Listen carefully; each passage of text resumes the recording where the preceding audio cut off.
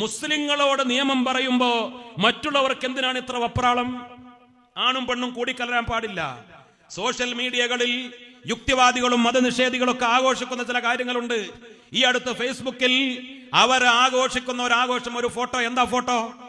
മരണ വീടിലെ ഒരു ബോർഡ് വെച്ചിട്ടുണ്ട്, മയ്യത്ത് നിസ്കാരത്തിന്റെ സമയം. അതിനോട് ചേർന്ന് സ്ത്രീകൾക്കുള്ള വഴി എന്ന് പറഞ്ഞൊരു ബോർഡ് വെച്ചിട്ടുണ്ട്. മരിച്ച വീട്ടിലേക്ക് ആണും പെണ്ണും വരുമ്പോ സ്ത്രീകൾ ഈ വഴിക്ക് പോകണമെന്നൊരു ബോർഡ് വെച്ചതിന്റെ പേരിൽ ഇസ്ലാമിക നിയമങ്ങളെ കൊച്ചായി ചിത്രീകരിക്കുന്ന. കാരണം ആണും പെണ്ണും വേർതിരിയാൻ പാടില്ല. ഒരു പെണ്ണ് കേസ് കൊടുത്തത് എന്തിനാ? ഒരു കല്യാണ വീട്ടിൽ പോയപ്പോ പെണ്ണുങ്ങളുടെ കൂട്ടത്തിൽ അവളെ ഇരുത്തി ഭക്ഷണം കൊടുത്തതിന്. ഭക്ഷണശാല ആണുങ്ങൾക്ക് വേറെ പെണ്ണുങ്ങൾക്ക് വേറെ. അവിടെ ഞങ്ങൾ പെണ്ണുങ്ങളെ അവമതിച്ചു, നിന്ദിച്ചു എന്ന് പറഞ്ഞ് കല്യാണ വീട്ടിൽ ഭക്ഷണം കൊടുത്തത് സ്ത്രീകൾക്ക് വേറെ ബോർഡ് വെച്ചുകൊണ്ട് വേറെ സെക്ഷൻ തിരിച്ചു എന്ന് പറഞ്ഞ് കേസ് കൊടുക്കുന്ന ഫെമിനിസ്റ്റുകളുടെ കാലഘട്ടത്തിൽ ഞങ്ങൾ അഭിമാനത്തോടുകൂടെ പറയുന്നു, ആണിനെയും പെണ്ണിനെയും വേർതിരിച്ചതിന്റെ പേരിൽ, പ്രകൃതിപരമായി വേർതിരിച്ചതിന്റെ പേരിൽ, അവരുടെ ഉത്തരവാദിത്തത്തിന്റെ പേരിൽ വേർതിരിച്ചതിന്റെ പേരിൽ ലോകത്ത് നന്മകളെ ഉണ്ടായിട്ടുള്ളൂ. ഞങ്ങൾ പറയട്ടെ, ജർമ്മനി ആസ്ഥാനമായി പ്രവർത്തിച്ച ITR എന്ന് പറയുന്ന ഒരു സംഘം ലോകത്ത് ആയിരക്കണക്കിന് സിറ്റികളിൽ ഒരു പഠനം നടത്തി. എന്താ പഠനം? 10 കാറ്റഗറി വെച്ചു. ആ 10 മാനദണ്ഡങ്ങളിൽ സ്ത്രീകൾ ഏറ്റവും സുരക്ഷിതമായി ജീവിക്കുന്ന നാട്, പട്ടണം ഏതാണ്? അതാ പഠനം. സ്ത്രീകൾക്ക് അനുകൂലമായ നിയമങ്ങൾ എവിടെയാണുള്ളത്? സ്ത്രീകൾക്ക് സ്വതന്ത്രമായി യാത്ര ചെയ്യാൻ എവിടെയാണ് പറ്റുക? പൂവാലന്മാരുടെ ശല്യമില്ലാതെ നട്ടപ്പാതിര നേരത്ത് ഒറ്റക്ക് പെണ്ണിന് സ്വതന്ത്രമായി യാത്ര ചെയ്യാനും ജീവിക്കാനും പറ്റുന്ന നാട് ഏതാണ്? സ്ത്രീകൾക്ക് അനുകൂലമായ സാഹചര്യങ്ങൾ 10 നിയമങ്ങൾ, 10 കാറ്റഗറി വെച്ച് ആയിരക്കണക്കിന് ടൗണുകളിൽ പഠനം നടത്തിയപ്പോ പെണ്ണിന് ഏറ്റവും അനുകൂലമായ നിയമമുള്ള സ്ത്രീകൾ അവരുടെ അഭിപ്രായ പ്രകാരം, അവർക്കിടയിൽ നടത്തിയ സർവേ പ്രകാരം അവർക്ക് ഏറ്റവും സംതൃപ്തിയുള്ള സുരക്ഷിത യാത്ര, സുരക്ഷിതമായ ജീവിതം, എല്ലാ അർത്ഥത്തിലും അവർക്ക് അന്തസ്സും അഭിമാനവുമുള്ള ഒന്നാമത്തെ സിറ്റിയായി ജർമ്മനിയിലെ ITR കമ്പനി തെരഞ്ഞെടുത്തത് സൗദി അറേബ്യയിലെ മദീന എന്ന് പറയുന്ന സിറ്റിയായിരുന്നു. ഇന്ത്യയിലെ ഡൽഹി എന്ന് പറയുന്ന സിറ്റിക്ക് അന്നത്തെ ആ റാങ്കിങ്ങിൽ കിട്ടിയത് 96ാമത്തെ സ്ഥാനമാണ്. 1ാം സ്ഥാനം കിട്ടിയത് മദീനക്കാണ്. മദീനയിൽ പോയാൽ അറിയാം, പെണ്ണുങ്ങൾ പർദ്ദയിട്ട് മാന്യമായി സഞ്ചരിക്കുന്നത്. അവർക്ക് അനുകൂലമായ നിയമം, മുത്തനബിയുടെ നിയമം, ഇസ്ലാമിന്റെ നിയമം. അവിടുത്തെ പെണ്ണുങ്ങൾ ലോകത്തിന്റെ വിവിധ എല്ലാ രാജ്യങ്ങളിൽ നിന്നും കടന്നു വരുന്ന സ്ത്രീകൾ മദീനയിലെത്തിയാൽ അവർ സന്തുഷ്ടരാണ്, സംതൃപ്തരാണ്. ഇത് നമ്മൾ നടത്തിയ പഠനമല്ല. ജർമ്മനിയിലെ ക്രിസ്ത്യാനികളും മറ്റു മതവിഭാഗക്കാരൊക്കെ ഉൾക്കൊള്ളുന്ന ഒരു കമ്പനി നടത്തിയ പഠന. ലോക ചരിത്രത്തിൽ പെണ്ണ് മാന്യമായി ജീവിച്ചത് ഇസ്ലാമിന്റെ ഈ മനോഹരമായ നിയമം ഉള്ളയിടങ്ങളിലാ. പിന്നെ ഞങ്ങളിത് വേർതിരിവ് നടത്തുമ്പോഴാണ് നിങ്ങൾക്ക് വേദന. മരണ വീട്ടിൽ പെണ്ണിന് വേറെ വഴിക്ക് ബോർഡ് വെച്ചാൽ, കല്യാണ വീട്ടിൽ കല്യാണ പന്തലിൽ സ്ത്രീകൾക്ക് വേറെ സെക്ഷൻ തിരിച്ചാൽ അതിലാ നിങ്ങൾക്ക് വേദന. നിങ്ങൾ എന്താ സമരം ചെയ്യാത്തത്? കേരളത്തിലും ഇന്ത്യയിലും ഒരുപാട് നിയമങ്ങളില്ലേ? ഇന്ത്യൻ റെയിൽവേയിലെ ഏത് ട്രെയിനിലും ഉണ്ടാകും ലേഡീസ് കമ്പാർട്ട്മെന്റ്. നമ്മളെങ്ങാനും ചാടി കയറിയാൽ, ഓടുന്ന വണ്ടിയിൽ അറിയാതെ കയറിയാലും പെണ്ണുങ്ങൾ ഉന്തിത്തള്ളി താഴടും. ഇത് ഞങ്ങളെയാണ്, അപ്പുറത്ത് പോയിക്കോ. ഒരു ട്രെയിനിലും പുരുഷ ബോഗിയില്ല, പുരുഷന് മാത്രമുള്ള ബോഗി. ടോയ്ലറ്റുകൾ പലയിടത്തും, പൊതു ഇടങ്ങളിലും പലയിടത്തും ഉണ്ടാകും. ക്യാമ്പസുകളിൽ, സർക്കാർ ഓഫീസുകളിൽ ബോർഡുണ്ടാകും, ഇത് പെണ്ണിന് മാത്രമുള്ളത്. ഒരാണ് അബദ്ധത്തിൽ ചെന്നാൽ അവൻ ആട്ടിയകറ്റും. എന്തിനാണ് അവിടെ പെണ്ണിന് വേർതിരിവ്? എന്തിനാണ് ബോഗികളിൽ വേർതിരിവ്? അതേപോലെ ഇന്ത്യയിലും കേന്ദ്രത്തിലും കേരളത്തിലൊക്കെ വനിതാ കമ്മീഷൻ ഉണ്ട്, കേരള ഗവൺമെന്റിന്റെ കീഴിലുണ്ട്. എന്തിനാ വനിതാ കമ്മീഷൻ? എന്താ പുരുഷ കമ്മീഷൻ ഇല്ലാത്തത്? കേന്ദ്ര ഗവൺമെന്റ് ഇന്ത്യയിലുണ്ട് വനിതാ കമ്മീഷൻ, എന്തേ പുരുഷ കമ്മീഷൻ ഇല്ലാത്തത്? UN-ലുണ്ട്, ഐക്യരാഷ്ട്രസഭയിലുണ്ട് വനിതകൾക്ക് പ്രത്യേക കമ്മിറ്റിയും കമ്മീഷനും, എന്തേ പുരുഷന്മാർക്കില്ലാത്തത്?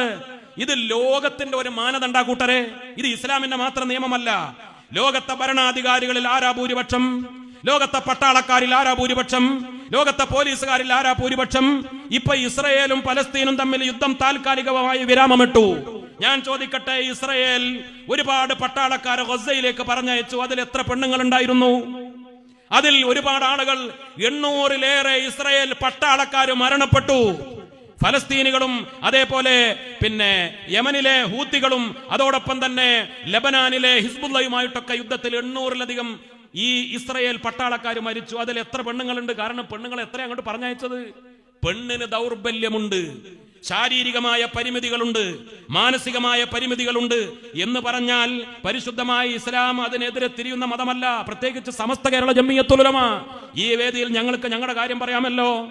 അതിന്റെ പേരിൽ പെണ്ണിന് പഠിക്കാൻ പാടില്ല എന്നോ, പെണ്ണിന് ഉദ്യോഗം നേടാൻ പാടില്ല എന്ന് സമസ്ത തീരുമാനിച്ചിട്ടില്ല. സമസ്ത കേരള ജംഇയ്യത്തുൽ ഉലമയുടെ മുശാവറയിലുള്ള ഉസ്താദുമാരുടെ മക്കൾ പെൺകുട്ടികൾ ഡോക്ടർമാരുണ്ട്. സമസ്തയുടെ മുശാവറ, ആ മുശാവറ മെമ്പർമാരായ ഉസ്താദുമാരുടെ മക്കൾ പെൺകുട്ടികൾ ഡോക്ടർമാരുണ്ട്. MBBS-ഉം അതിനപ്പുറം MD ഒക്കെ പൂർത്തിയാക്കിയവര്, PG നേടിയവര്, അധ്യാപികമാര്, പല കോഴ്സുകളും പഠിച്ചവര്, മക്കളുണ്ട്, മരുമക്കളുണ്ട്, പേരക്കുട്ടികളുണ്ട്. സമസ്ത കേരള ജംഇയ്യത്തുൽ ഉലമ നേരിട്ട് നടത്തുന്ന എഞ്ചിനീയറിംഗ് കോളേജ് ഉണ്ട്. എല്ലാ മതവിഭാഗത്തിലെ കുട്ടികളും പട്ടിക്കാട്ട് ME എഞ്ചിനീയറിംഗ് കോളേജ് പഠിച്ചുകൊണ്ടിരിക്കുന്നുണ്ട്. സമസ്ത മറ്റ് വിദ്യാഭ്യാസ സ്ഥാപനങ്ങൾ നടത്തുന്നുണ്ട്. ഫളീല കോഴ്സ് ഉണ്ട്. SNEC-യുടെ കീഴിൽ സ്ട്രീമുകളുണ്ട്. 7ാം ക്ലാസ് കഴിഞ്ഞും 10ാം ക്ലാസ് കഴിഞ്ഞും ഒക്കെ ഉള്ള കുട്ടികൾക്ക് ഏത് രംഗം വരെ പോകാനും, MBBS-ഓ എഞ്ചിനീയറിംഗോ അതിനപ്പുറം അവരുടെ ഏത് കോഴ്സിനും പഠിക്കാൻ, പൈലറ്റുമാരാവാനോ അവരുടെ താല്പര്യം അനുസരിച്ച് അതിൽ ചില നിയമങ്ങൾ ഉണ്ടാകും. വേഷവിധാനത്തിൽ, അവരുടെ അച്ചടക്കത്തിൽ, അവരുടെ ജീവിതത്തിൽ.